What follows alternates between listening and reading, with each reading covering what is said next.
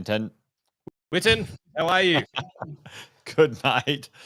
Well, there you go. Hey, a little bit of technical delays, folks. But we got there in the end. Yep. Well, I don't know. It seems a bit delayed now, Fenton. So maybe, hopefully it'll catch up. Anyway, folks, welcome along. Good to have you here. You're not here yet, but some of you are. Give us a shout out in the chat when you show up. We've been trying to work out Andy's tech. He's in a new spot. You can see his fancy, very nice and fancy background there. Yep, it's very flash. He's in his new office in his new studio with his new equipment, making sure we're getting it right, mate. How you doing? What's going on? Mate, well, apart from getting this set up for tonight, and I think there's a little bit of a delay, but we'll hopefully manage it pretty well. But, mate, other than that... You're looking pretty good now. You're looking pretty good, mate. Go for it. Yeah. Thank you, mate. Well, I've just cracked open a beautiful bottle of wine that's actually made by a couple of friends of ours. No longer made. Manton's Creek was the name. It's a Tempranillo. It's 2004. So we'll see whether we can make a dent in that tonight. No doubt I will, and hopefully it's still reasonable. It hasn't turned to vinegar yet. Have you got the 9 Popes out, mate? No, mate. I'm sticking with the Alicante Bouquet. Anyway, the reason I'm drinking this is because I can drink a little bit of it and I can put it back in the fridge, Andy. Like, as long as it's not for a couple of weeks. That's exactly it. Yeah. Well, welcome, folks. Good to have all of you on. Give us a shout out in the chat. I can see a fair few of you guys on right now. Welcome to another Wealth, Wine and Wisdom. Another Friday, Fenton, another week gone by. Folks, most of you know this, but if you don't, we've been doing this for a little while. And, we try and follow a little bit of a structure, Andy, but, often we get a bit waylaid with conversations and commentary, but usually we try and sort of do a little bit of a debrief, folks. What's in the news? What's out there, what's topical, things you should know. We need to learn a few things, and hopefully we've got something to teach. And along the way, you might have some questions, and if you do, make sure you put them in the chat, folks. We would love to answer your questions if you have some, or comments or observations, whatever they are. And we'll get into it. But Andy, we've been doing this for a while now. Yeah, 2.5 years, 3 years, 3 years. Yeah, I think we're rolling into the third year of this stuff, and we've had a few iterations of what we've been up to. Hey, Sharon, good to see you. Awesome to have you on tonight, Alison. As always, great to see you. But yeah, we've been debriefing the week for almost 3 years now when it comes to what's going on out there in the marketplace, the weird and wonderful world of opinionations. I don't even know if that's the right word, but we'll make it up. Opinionations of often inexperienced and misguided media when it comes to actual factual reporting. So Andy and I thought we'd set the world straight, one little bit of information at a time, and we're starting our own backyard, which is Australia. So anyway, that's where the wine and wisdom world has come from, the wealth, wine and wisdom. And, we try and sort of make a bit of sense, folks. So good to see all of you guys here. And welcome to another afternoon conversation about what is going on, mate. So listen, in the world of finance and banking and the world of the share market, Andy Fenton, absolute legend, extraordinaire, 20 plus years in that world. Myself in the real estate and investing game on that side of the fence, 20 plus years, and along the way, Andy and I have skinned our knuckles and our knees once or twice. And also we've done a few things that have ended up working out pretty nicely. So we've got a bit of experience personally. We've helped thousands, and I'm saying thousands and thousands of people in business, investing. So we like to share a little bit of the wisdom. Andy, did I miss anything? I think that was about it. A little I rant. think it was a pretty good summary. But I can't wait to get into a few things here tonight because there's. I know that you've already picked up on stuff in and around your world, but I've seen some headlines that you picked and you called it around about. I reckon every wine and wisdom for about the last 6 months. You've been banding on about something that has come to fruition. Part of our headline, ladies and gentlemen, and you go back probably every episode for the last 6 months to 12 months. You'll have heard Jason waxing lyrical about one of the things that I'm sure is in the news, and I've got a few things to chat about that's offshore. I thought we'd have a little bit of a look-see at America, maybe have a little bit of a chat about why America isn't Australia. And I think that a lot of Australians are pretty glad about that. But yes. But also because we see what happens over in the States. And right now, mate, the media is well and truly focused on America recession. They're talking technical recession versus normal recession versus the politicians saying, "What's a recession?" It's a bit of It's a fake recession, Fenton. It's a fake recession. Yeah, right. I think these guys just jump into the dictionary and just start tampering with it. It's quite incredible. But I thought I'd chat a little bit about America this time around. So for those of you who are keen to understand what's happening in the States, maybe you've got some stocks in Google's or whatever it might be, but have a chat about that and show you why it's actually not Australia and why it's very, very different to Australia and what's actually happening out here. But Jace, one of the things that's very similar in America, which I don't have slides on, which I'll probably go to get over the coming weeks, is mate, the property side of the equation is very similar as to what's happening in America to what's actually happening out here. Different reasons, some of the same sorts of stimulus, but yeah, it's is America a part of Mexico? I think Jeff just put it up there. And Mexico. So sorry, Jeff, North America. North America, the correct way of saying it. But so that's a little bit of what's in my world, and also got some stuff in and around interest rates, which might be interesting for some of the mortgage lovers out there, mortgage lovers or mortgage holders, or what's happening with mortgages. Are we going to 22% interest rates, or are we going to be plateauing?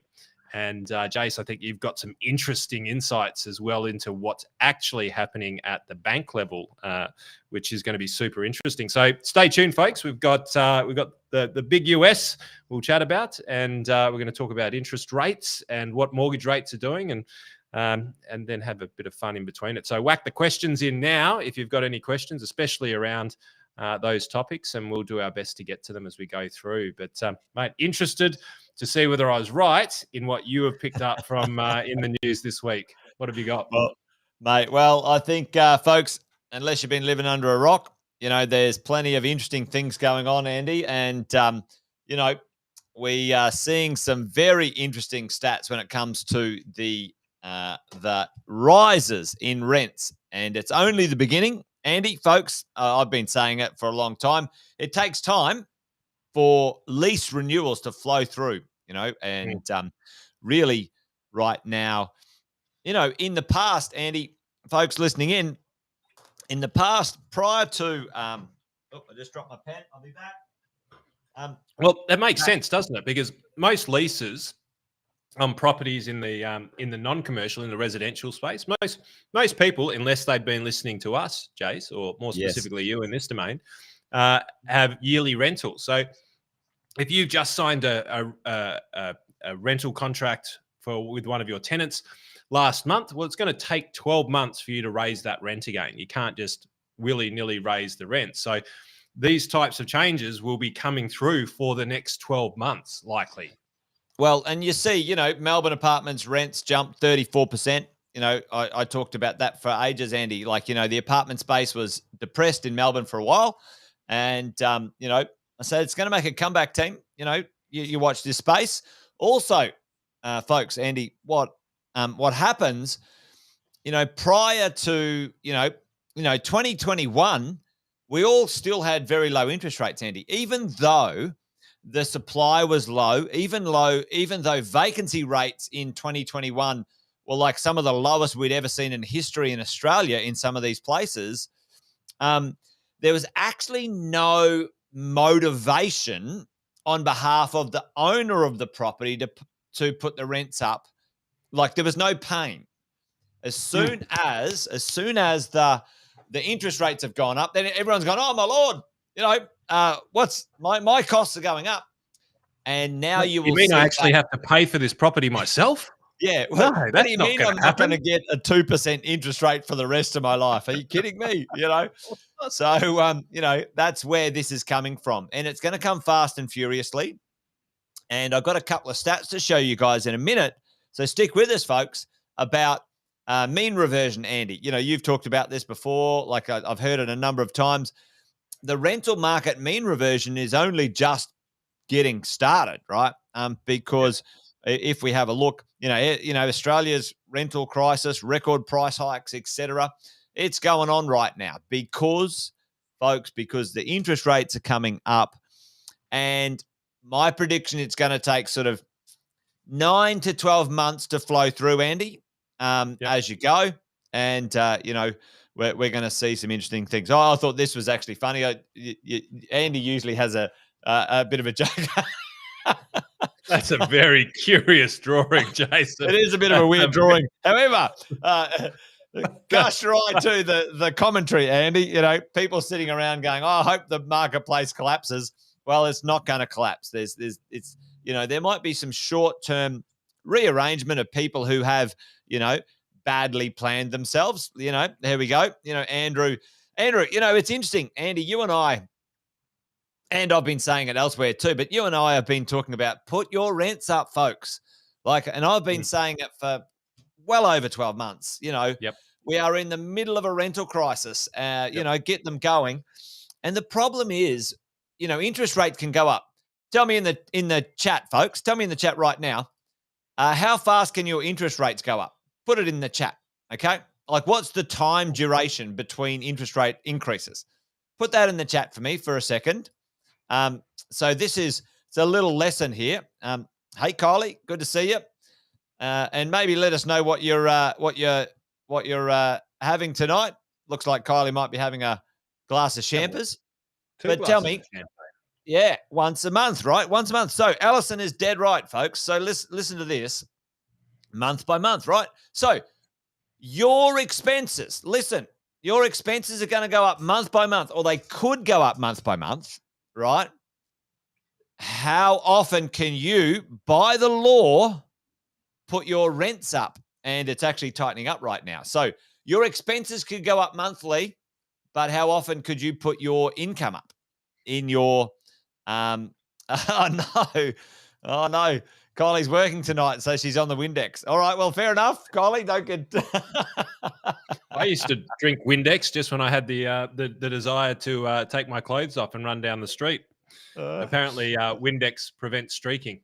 Well, there, Fenton, put a boom. There you go. I need a sound effect for that one.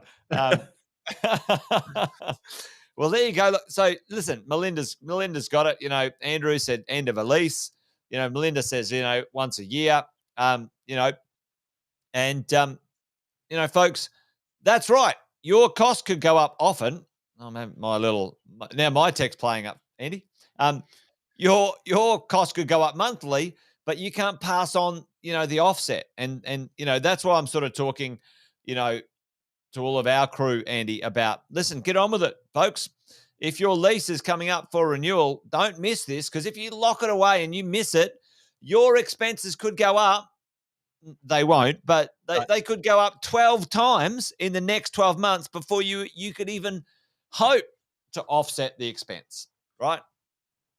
So for all of us, that's important. Look, if you've been listening for a little while, then you've probably already done it. Jace, I had chatted with some new clients with substantial property portfolios just recently, and I looked at the yields on them, and I'm like, oh, these must be dog properties. And then I sort of begged the question. I said, so when was the last time you did a rental increase?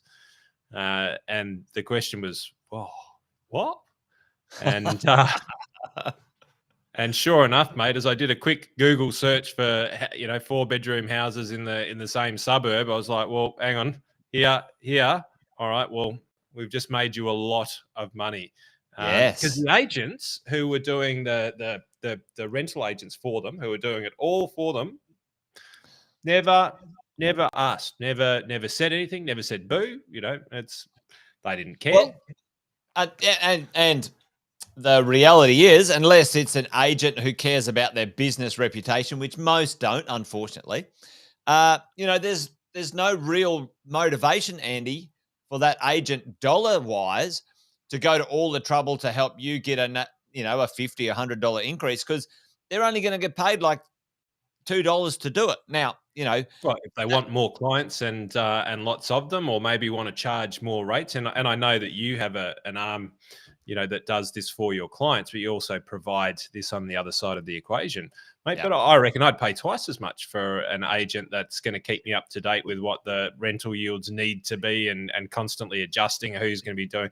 I think that sometimes people just get lazy. Yes. At the way that they do business, and stop looking for the opportunity to provide better value. Mate, you and I agree with that. Like we're many businesses don't necessarily follow through on what they should. That is for sure. But let's have a quick look at this one, Andy. We were talking about that mean reversion. Oh, it's playing up on me. I don't know. There you go. We're having a bit of an issue here, team, but hopefully it won't glitch out on me. So, Andy, this is I was the problem child when it started, and now it's flipped around, Dave. So if you look in here, I scroll in. Just give us an idea of the time frames that we're looking at there, Jace. Just down this to the is bottom. kind of 2010, right down here. So if we sort of squidge in, and this is 2020. That's kind of right. Yep. So if we scroll in, it kind of went down, flat, and has gone back up, right? And we're kind of down at sort of 2022. What are we looking at there, Jace? What are the different lines? I can't see the legend. They're all houses, like all houses, 3-bedroom houses, all units, 2-bedroom units, and combined. So in essence, what happens if you look at kind of the mean reversion of kind of different stock choices right now, it went down, and it's just sort of cracking through where it was 3 years ago, Andy.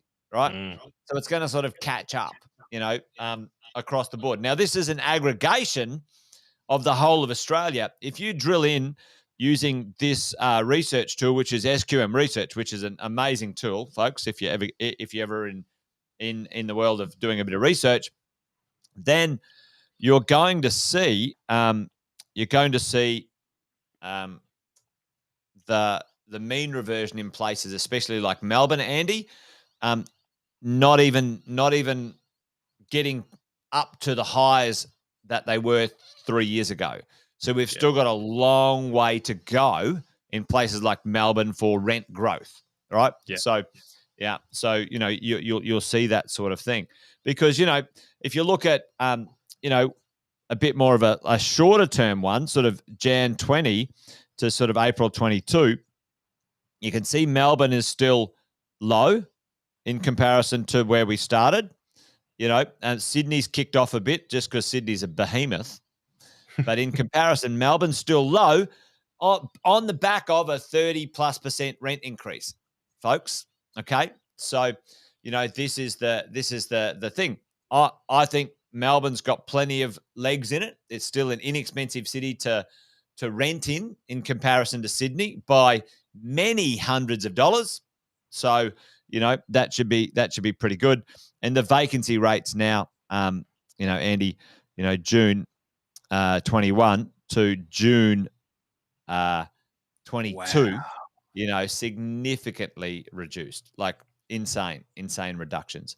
And, look at the rest of Australia. The rest of Australia is as low as where the cash rate was, wasn't it? Yeah, it's true.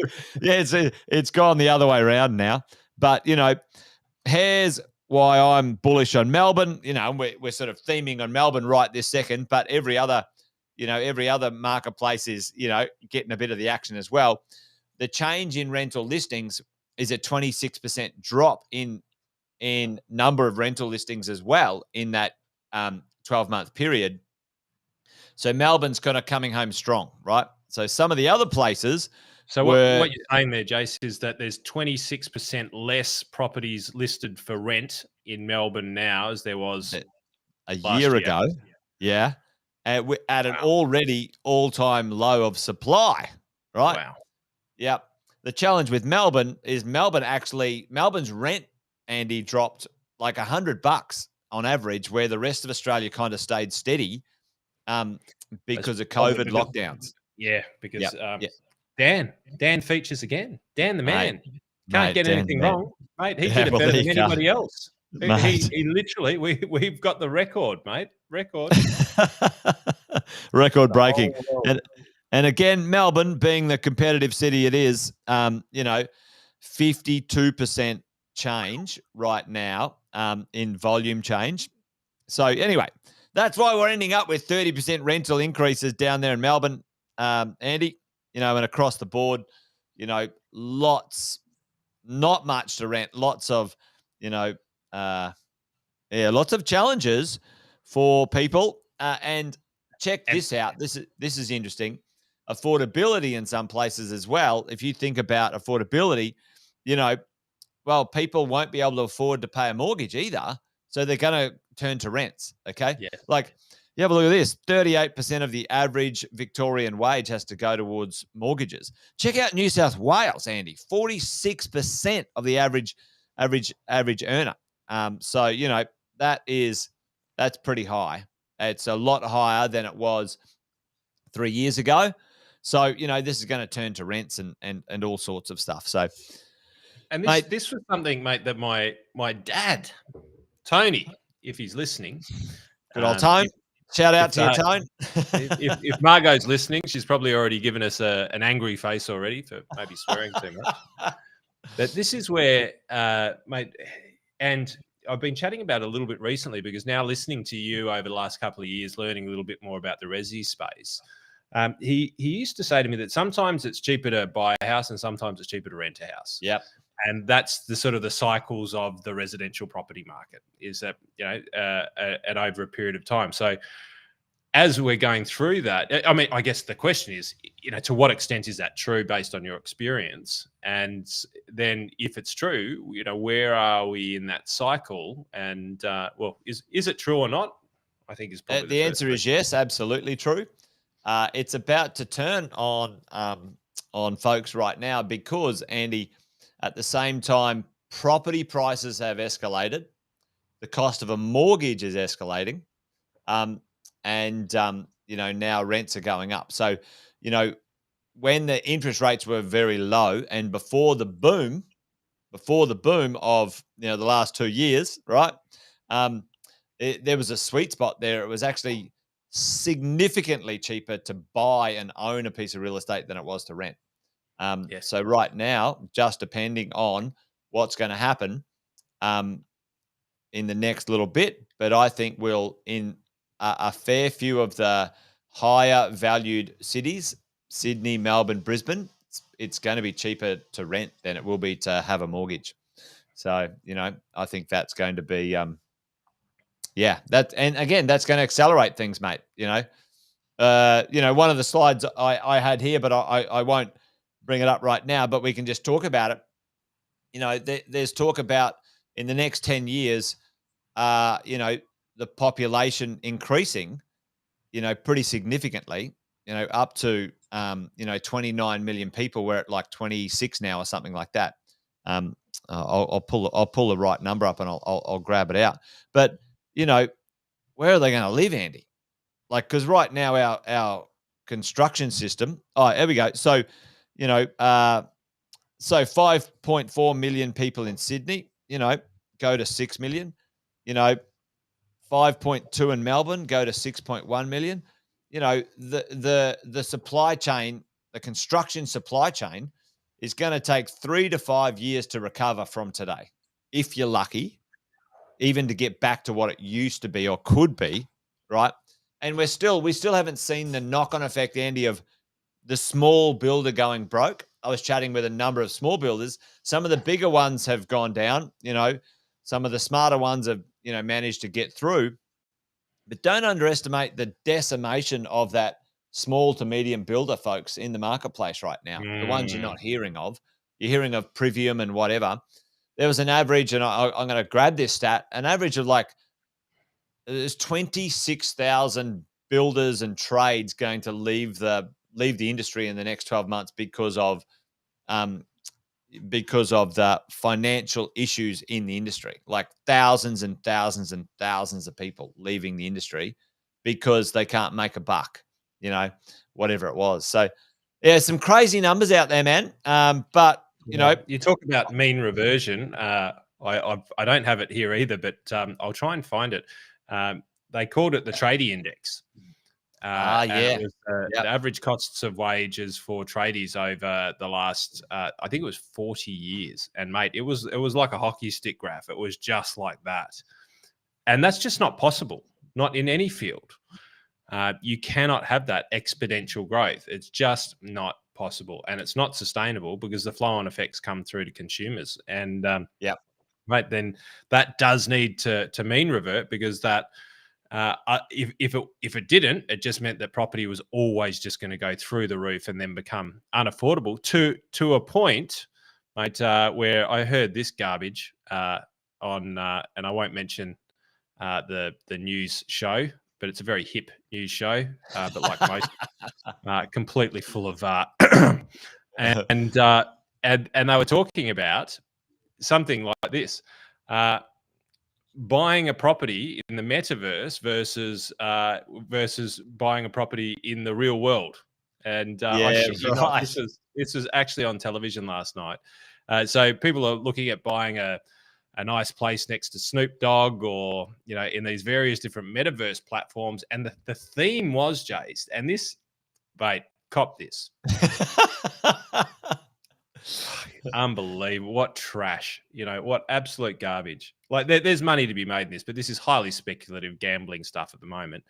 But buy a property in the metaverse, because we're never going to be able to afford to buy a property in the real verse, in the universe. Sorry, buy in the metaverse, because we'll never be able to buy one in the universe.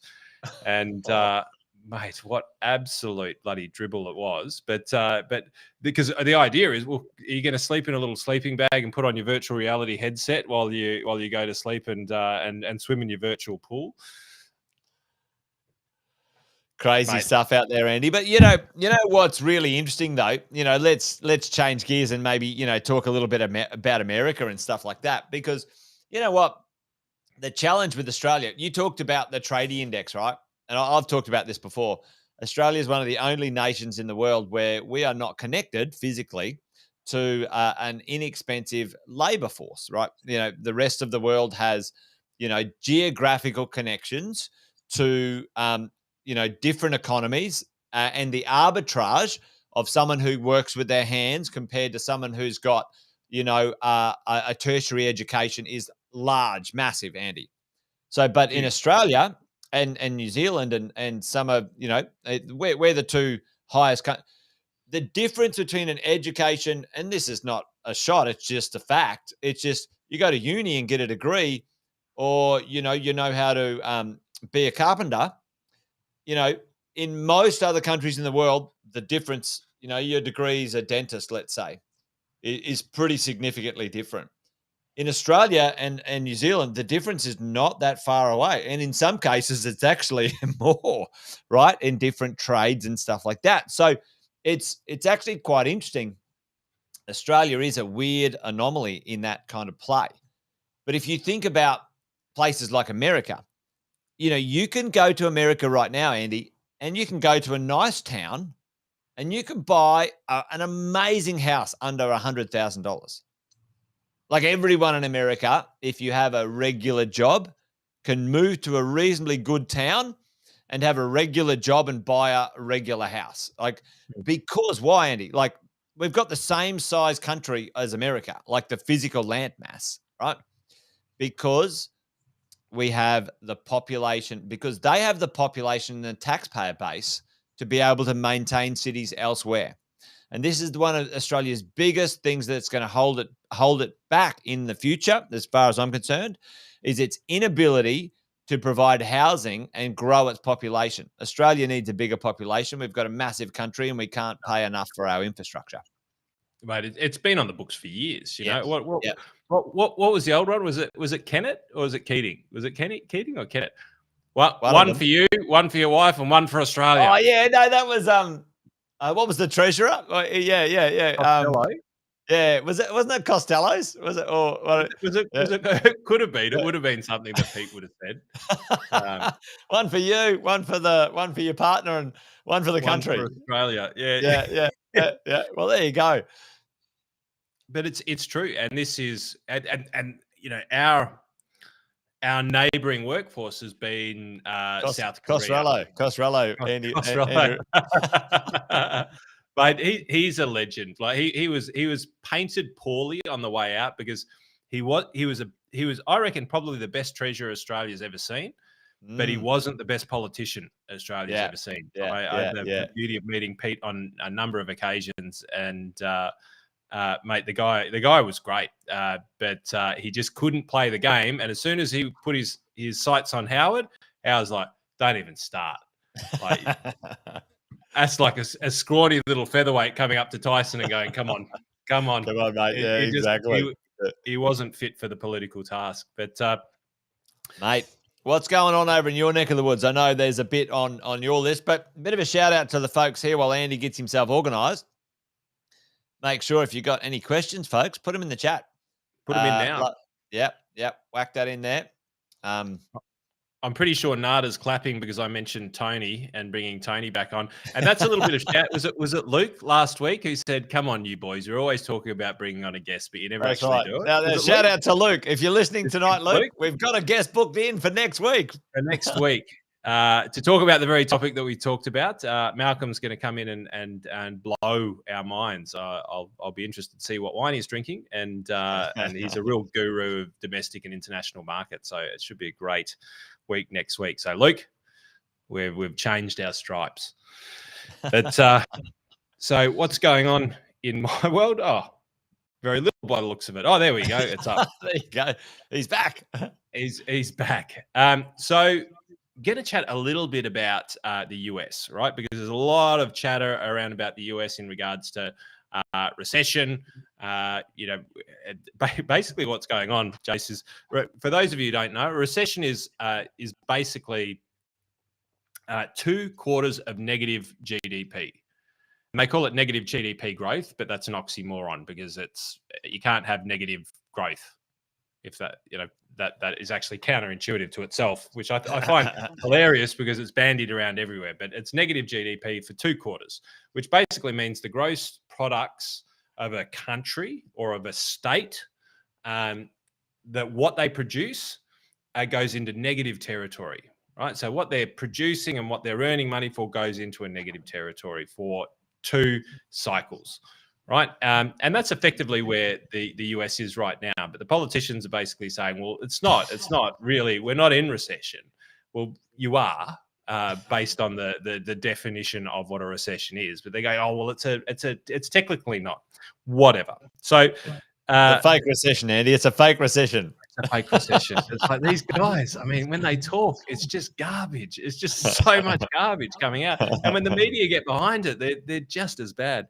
So want to chat at a couple of different things, right? So equity markets, meaning share markets. We're going to talk about the US debt to GDP. We're going to talk about that because there's some really interesting stats I've got here on CPI and the core inflation, like we were talking about previously. Yes. Core inflation versus headline inflation. But this is a really interesting one, the Schiller Index, which is this first one here. Oops, I'll bring that back up. Now, the Schiller Index is price to earnings for companies, right? So price to earnings, which is price. What is a company? What are you paying to buy that company? Yeah. Amazon, Google, BHP, so on and so forth, to the forward-looking earnings. How much is that company going to earn in the next 12 months, next 2 years, 5 years, 10 years, right? So what is the future earnings forecast? Now, during COVID, nobody cared in the US about the E. People only cared about the P. The price, yeah. price. Nobody Yeah. gave a shit what the company was earning. It was all about the price. Absolutely insane. That's why the market took off 80, 90%, 12 months from the big dip of COVID. So what I like to look at is the Schiller PE. Now, the Schiller PE is just, it's a fancy term, right? I think named after the person who invented it, is where you take a 5-year rolling average of your price to earnings, right? So you take out a lot of the day-to-day noise as to what's actually happening. So you've got, in this graph, you've got your rolling 10-year returns per annum, right, on the index, and you've got your Schiller PE, which is your 5-year average price versus earnings. And you can see here the graph over in the US is diving quite significantly, especially when you look. This goes right back to 1950, right? So we're actually sitting around about here. So the expectation is that the PEs on that rolling 5-year basis are actually going to dive. They're going to actually go lower, which So actually earnings per company or earnings across an index going to go down. Yep. And a couple of reasons for that. Interest rates go up, companies make less money. Their earnings go down. And then people spending, when spending curbs, quite often companies on the other side, that their earnings go down. They're driven often by consumerism, right? Like, you got to spend something, and if your interest rates go up, then you're not going to spend as much. 100%, right? So to me, this is a great opportunity. And so what we should be doing is we should be having a look in the US. Now, quite often these forecasts, they're written by economists. And we all know who are the 3 people that you don't trust? Politicians, Economists, journalists, and economists, right? Economists. Because they're generally wrong. But this is a great indication to start to look at the US, right? To start to look at things over there, watching these stocks, watching the E, because the E is the important part, right? When we go through periods of time where interest rates are going up, right?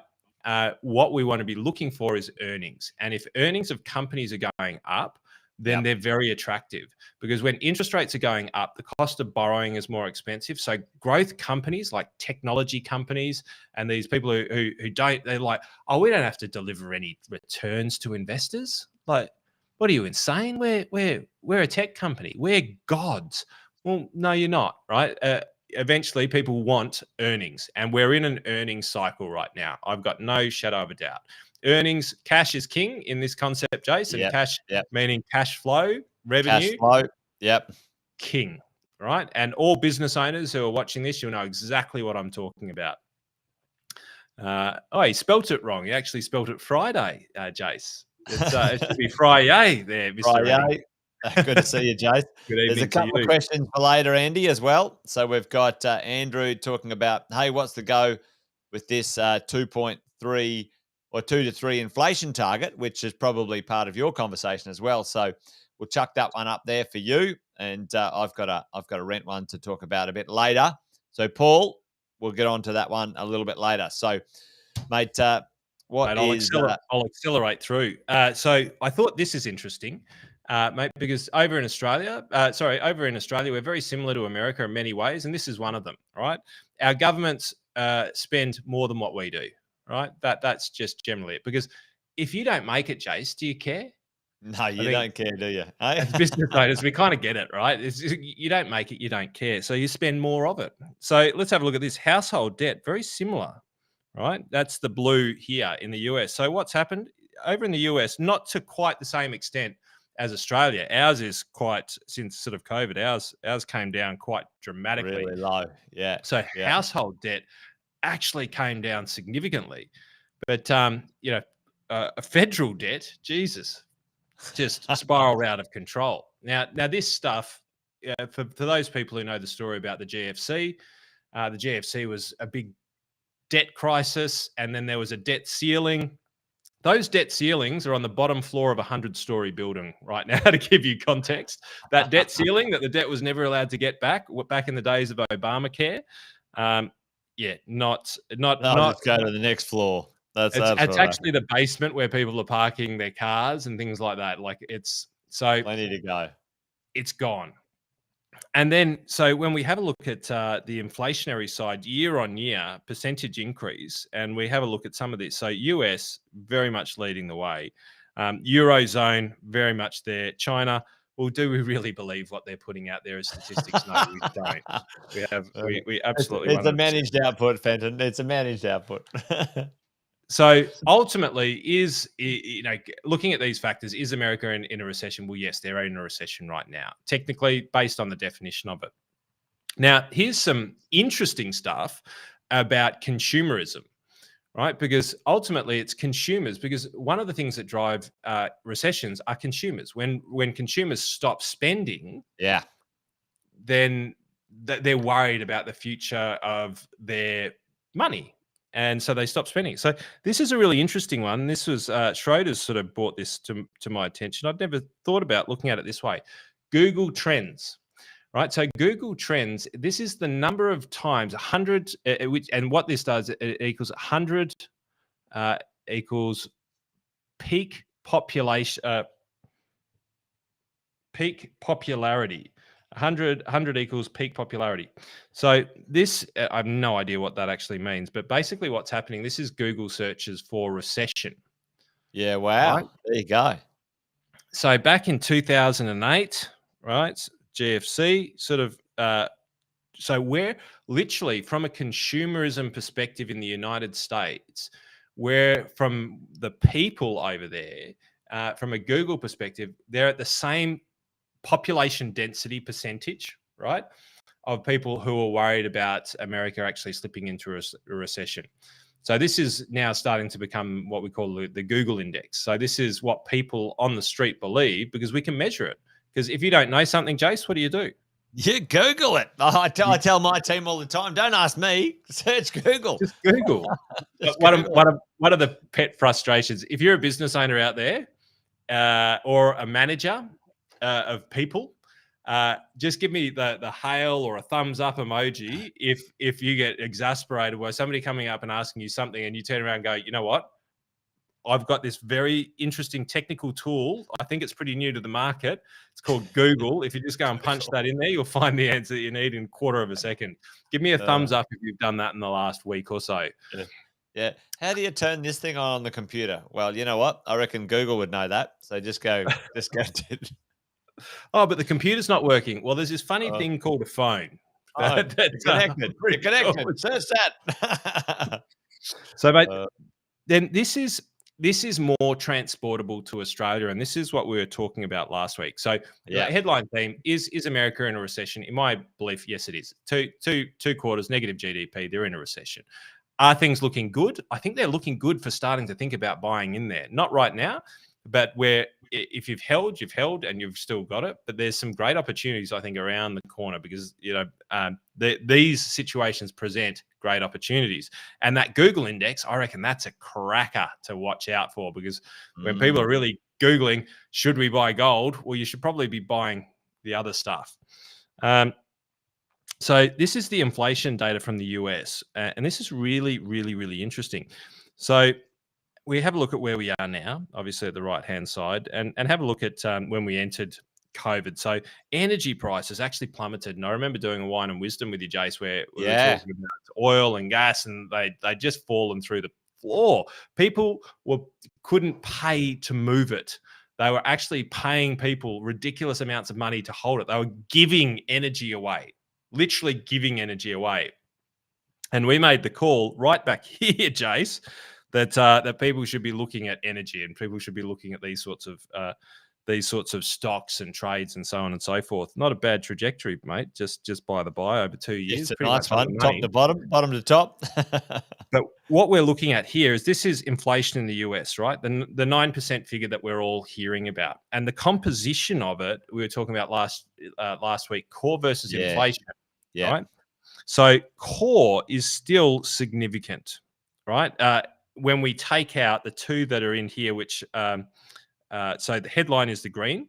So that's what gets quoted at the Reserve Bank. And for whoever asked the 2% question earlier on, 2 to 3%, that is in the US.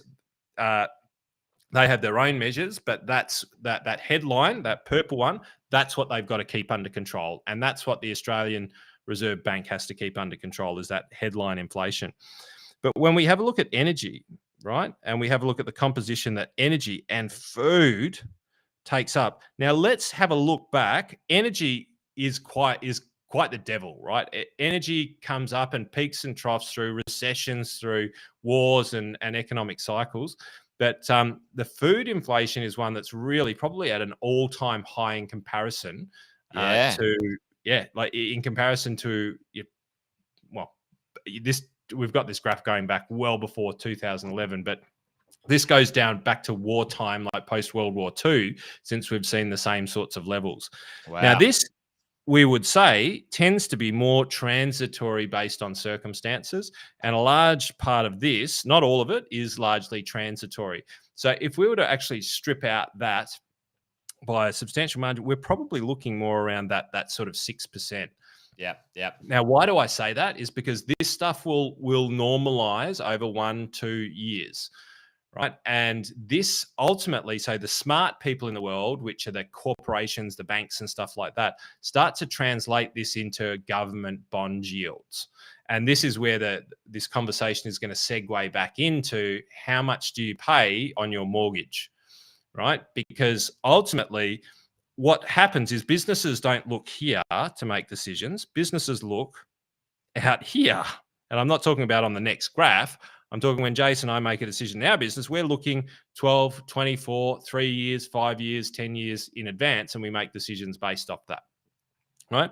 So that's where the smart decisions are being made right about now. And they're being made based on, well, where do we think these numbers are going to be in 12 months' time? Do we reckon they're going to be up here? Do we reckon they're going to be back down here? Do we reckon they're going to normalize? Like, where do we think that these rates are ultimately going? And mate, I know, and I'm not sure whether you've got anything there in regards to it. I pulled up a couple of things which I'm going to have to go offline to find. But you spoke to me as we were driving today about interest rates. And what we call an inversion of the yield curve, where you're saying that longer term interest rates now are lower than short term interest rates. And this comes into the inflation discussion. Yeah, in the fixed interest rate space, Andy, and it's really interesting. You brought this, a few wine and wisdoms ago, folks, where Andy said, "Listen, the market's far smarter than an individual. The market aggregates literally thousands and thousands of financial opinions and says, you know what, we're going to buy bonds or something at a certain price, and it's a free market aggregation of knowledge, information, opinions, Andy, right? So basically what the market it did a little while ago, because in Australia anyway, the RBA, got on the bandwagon and said, righto, we better put the cash rate up, and they went pretty hard at it, Andy. They had a little dab at it, and then they went boom, 0.75, and just recently 0.5 or whatever it was. 0.75 was the US. 0.5 was little old Australia, but apparently we were the most aggressive in the world. Well, yeah, that's right, according to some journalists. So then the market reacted and said, oh, well, at least they're getting on with it. Future value of bonds, which then ultimately flow into cash rates and long-term, lending by institutions to then on-lend to consumers. Well, that all sort of said, well, we don't think it's going to go so high now. The aggregated opinion decided that certain bonds and certain values were actually not as high as they were a month ago. So what's happened is, that bond rate has reduced. According to the marketplace, they're going to pay less for it rather than higher. And pretty well, like within 30 days, Andy, the 5-year fixed interest rate, folks, has gone from 6% or averaging in the sixes down to 5.5 for a 5-year fixed interest rate. So it went backwards. So interest rates, like fixed interest rates, the 5-year fixed. What was it? So I'll bring this up. So just as a metric, so a little while ago, what was it? let's say a month ago, it Right. was 6%. If you were going to lock in a 5-year interest rate, it was 6%. And Yep. as of today, it flowed through to, August. So in the first week of August, it's now 5.5. So 50 basis points down for a 5-year fixed interest rate. What does Now, isn't that that mean, funny? Andy? That, Right? yeah. Isn't Yeah. that hilarious? Well, it's not hilarious, but it's interesting, right? Because one would say that you'd think that the banks, I'll go back there. You'd think that the banks might actually know what they're talking about, because ultimately, when it comes to lending, uh, when when a bank lends you money on a mortgage, right? Especially when they fix it. When a bank lends you money on a mortgage, and it's fixed, what they do is they take a part of their book and they go, okay, $1 million loan, it's fixed for 5 years. What's the fixed 5-year government bond rate that we can get? And they go bang, and they lock that money away. And that's why you have things like break costs when you Yep. try and break your loan, because if you try and break your loan, then they're going to have to sell that bond. They got to pass on that cost. Correct. And if that bond is yielding 5% and the market's paying 6, well, they're going to do some dough, right? They're going to lose some money, and they pass that straight back to you. So the banks do this day in, day out, and they're ultimately the market movers and shakers in this. And so where your longer term rates are lower than your short term rates, which means that if your 2-year fixed interest only is at 7%, and your 5-year is at 5%, what that means is the banks believe that in 5 years interest rates are going to be lower than what they are right now. Yep. That's it. the base to it. Now, this Yep. graph that we're looking at here is an annualized. Is it annualized? It is a little bit longer Monthly. than a year. A little bit. It's about a year, right? And this is the 10-year government bond rate in Australia. The 10-year. So this is here June 30. This little dotted line, right? So we can actually see the expectations of interest rate hikes. Just before the end of the financial year, it got to its peak, where they were basically saying 10-year money, 4%. That was great, because you could actually lock away a 10-year government bond for 4%, which is actually not too bad. It was sort of Not not bad. the term for no risk. For no risk, 4%. We hadn't seen that in a long period of time.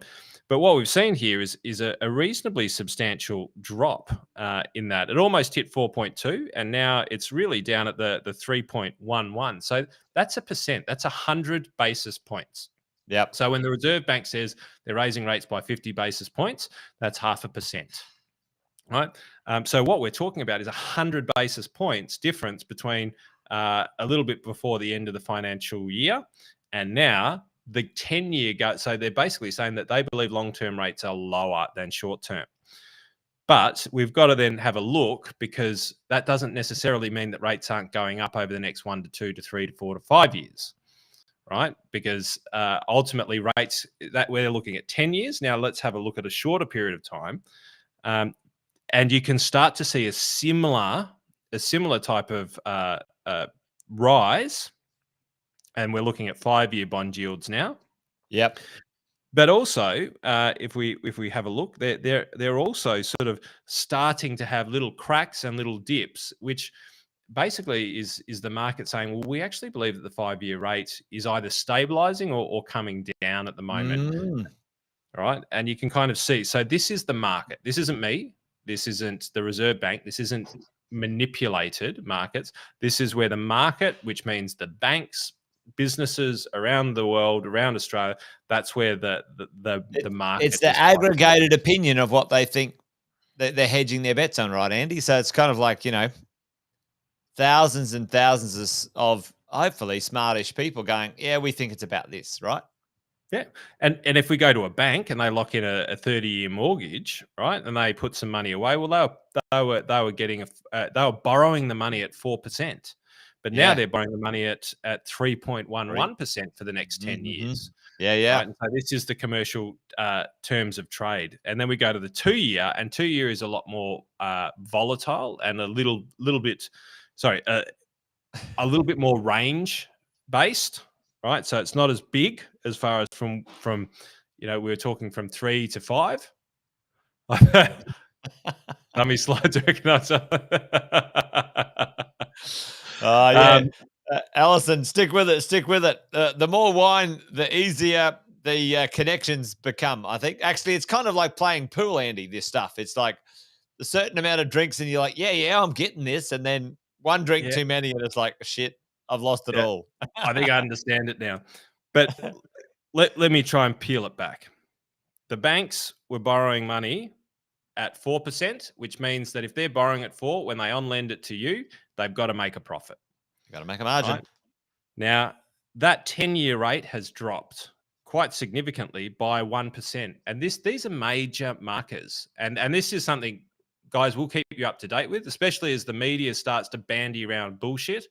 We're going to keep some eyes on some very, very long-term economic trends, which is how our society trades. And ultimately, this is the sort of information that you need to be thinking about, especially if you're a business owner, if you're a property investor, or a share investor, or just you care about where your super's going. These are the kind of conversations that you need to be aware of, probably just to keep you a little bit more comfortable and in the know, because we're looking at Australia, and I guess to summarize what I went through is America not looking great, but looking great for potential opportunities in the not too distant future.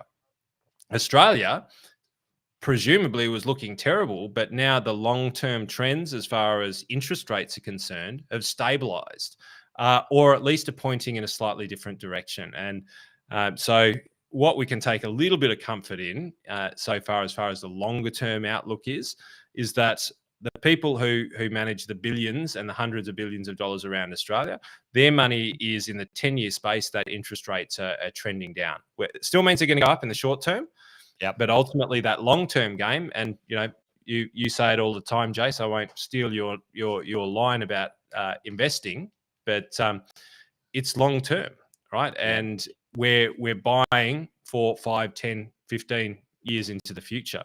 And if you just have, that these are the sorts of things that you need to be listening to, so that you don't do your dough by just jumping out at the wrong times. Mate, dead right. Well, Jeff reckons he'd take $1 million at 3.1%. No problems, Jeff. Well, Jeff, they buy it at 3.1. They've got to on sell it, and it's usually a 2 to 3% like margin on top that they have to put on top of that money to on sell it. So that's kind of you can get rough enough. If they're buying it at 3%, well, it's going to be maybe between 5 and 6%. Like that's kind of the number. So if it's coming down a little, then that's great. In my head, my thoughts, my feel in the market right now, I reckon we'll be between that 5 and 6, maybe even between 4.5 and 5.5. I think that's where it's going to land medium term. That 3 to 5, Andy. Certainly, I think we'll probably get up to 5s and 6s for sure in the short term. But that 4 to 5 is going to be that's my call anyway. There you go, folks. We've got it on record. That's my call. But why don't we? I'll quickly answer this one from Paul. And Paul sort of said, "Hey, listen, what's a reasonable rent increase?" Well, Paul, I don't think reasonable's the right answer, Paul. What is the maximum you could do in the marketplace in the property that you have? You should never do reasonable. You should always do maximum. And Paul, it's not about having a tenant out on the street. It's about making sure you hedge your future risk, Paul, right? Yeah. Like Andy and I were talking about right before, Paul, mate, your interest rates could go up every month for the next 2 years, right? And they're going to. They're going to, well, not maybe 2 years, but they're going to go up probably every month for the next 3 to 4 months. Yep, absolutely. And that's straight to your pocket. Yep, straight out of your pocket. And if you don't kind of maximize now, Paul, which the market will gladly pay, then you're mate, you're turning your business interest, which is a property investment is a small. I call it a micro business. It's a small micro business. You have to treat it like a business. You can't run it at a profit, a loss. You need to run it at a profit. So Mate, I would say I would change it around. It's not about reasonable. It's about the maximum that the market will allow for your quality of real estate in that marketplace. You And always should it's be maximizing your rents. Yep. Yep. it's the same thing as the government bond trend, and maybe this is a great way of simplifying it. Yep. Is that, you know, if this were the journey, right? If this were, and you knew that this was the journey for your interest rates, right? Yeah. Uh, and you're currently paying 3%, but you know that, or likely over the next 12 months, you're going to be up to 4%, and then longer term, you know, it may come down. Well, the question, or what Jace is saying, is you're setting the price here. Now, if you set it at the current rate, you are going to set it, and you are going to lose That's it. 1%, right? You're going to Yep. lose all of this territory here is going to be the cost for you. Now, if you want to be philanthropic to your tenants, that's totally up to you. You can do it in a much better way, Andy. It can be much more tax effective. If you want to be a charity, there's better ways to do it, you know. 100%. And like Andy, you know, Alison's saying here, Andy, you know, that's why you put a property manager in between you and the, you know, the tenant. That and that, I guess, you know, it's not my specialty, but I can imagine you get emotionally involved. And the one thing that you kind of want to separate from finance is emotion as best as you can, because you don't want to make important decisions when you're scared, when you're overly happy, when you're drunk, when you've just had a fight. You want to make decisions when you're level and you're dispassionate, and that's when you make the best decisions most of the time. Yeah, well, Andy, you know, it's an interesting one, and maybe we can put a pin in this one for a discussion in another time. But, you know, folks, you know, the best thing you can do is to look after yourself really well, right?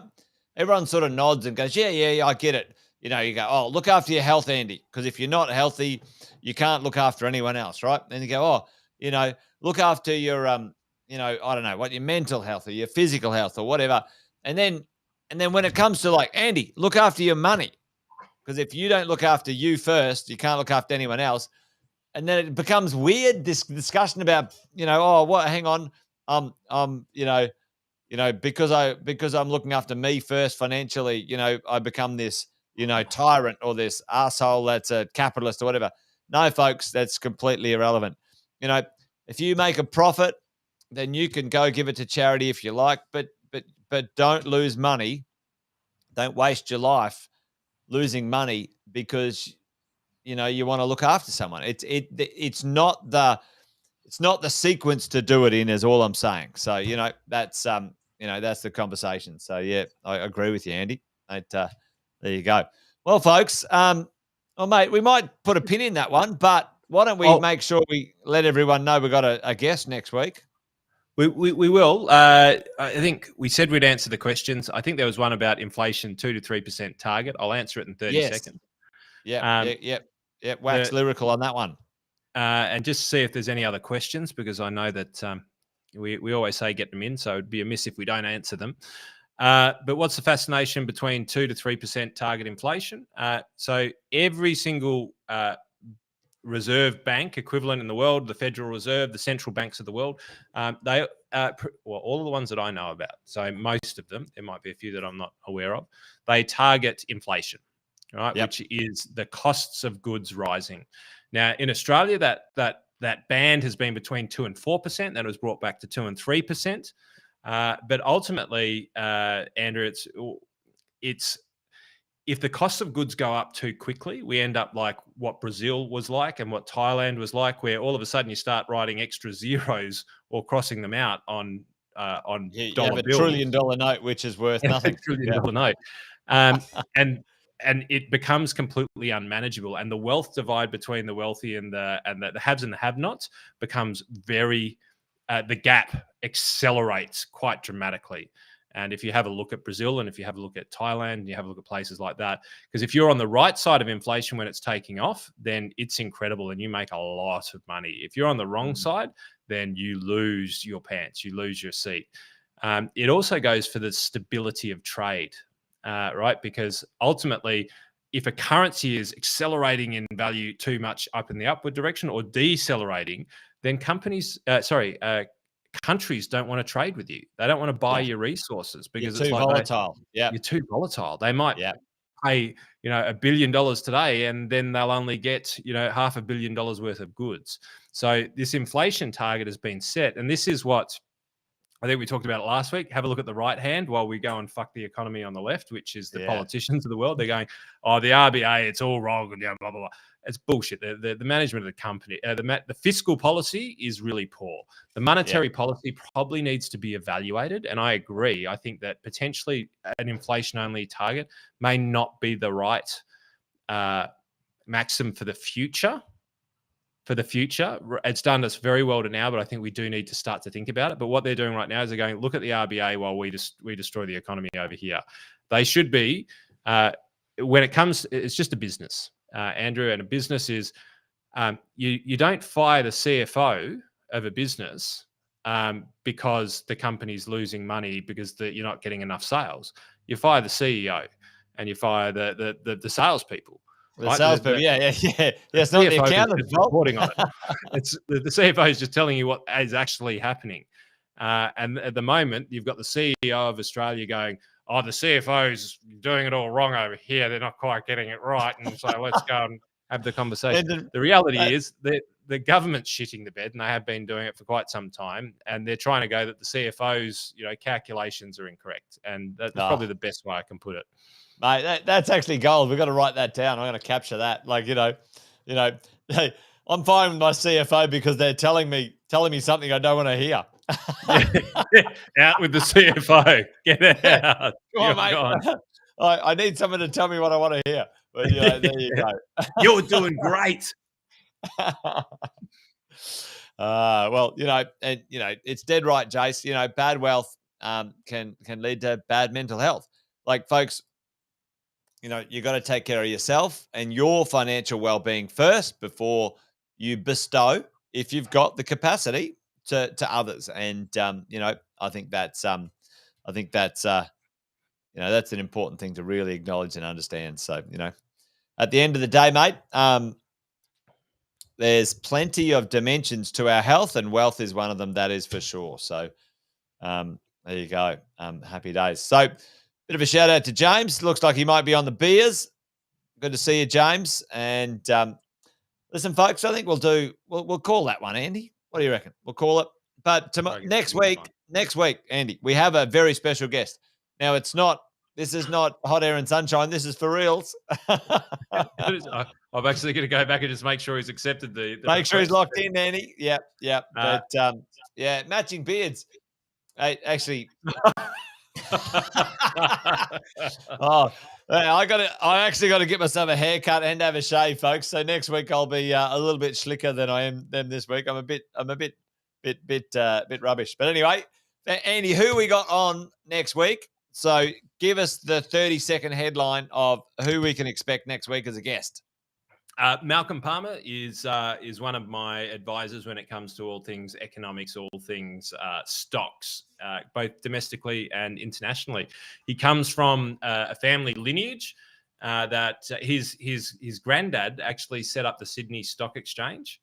Wow! And he is now the CEO and also the chief investment officer of this company, which has been around since the gold rush days.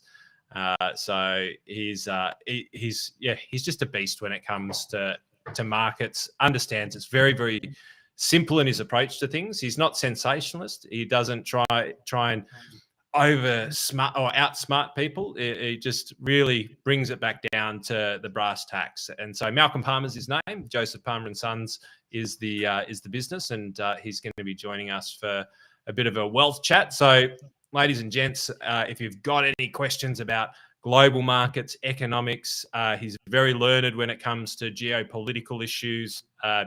So write down your questions. It'll be an incredible session. And get ready. I'm sure that he'll have his little stock charts and stuff like that ready to rock and roll. And I can't wait, mate. I love chatting with him. My clients will see him with a reasonable degree of frequency in our members' sites, and they all love him as well, because I think that the smartest people in the world quite often have a capacity when they've got some empathy, to be able to simplify things so that it was Einstein who said, if you can't explain it to a 3-year-old, then you don't understand it yourself. And Malcolm's one of these people who really understands it at a level that he can help us, be able to digest it and be able to make decisions and feel comfortable in what we do. So that's a little bit longer than 30 seconds. Bit longer. Yeah. Well, mate, I've listened into a couple of your live streams with him, and yeah, I've learnt a significant amount. It reminds me of something like, if you're the smartest person in the room, you're certainly in trouble. You know what I mean? So, folks, we're going to get someone a lot smarter than me and Andy on next week, and certainly look forward to learning with you guys a little bit about all things in that space. But, mate, I think that's us. We're done and dusted, folks. Well. I think it's fabulous Friday. You guys be awesome. Be well. Have a great. Can we do that, Andy? Like, ready? This way. Yep. That's it. All right, folks. You guys be great. Have an awesome weekend, and I think that's it. It's a good night from him, and it's a good night from me. Good night, everyone. Good night. See you, folks.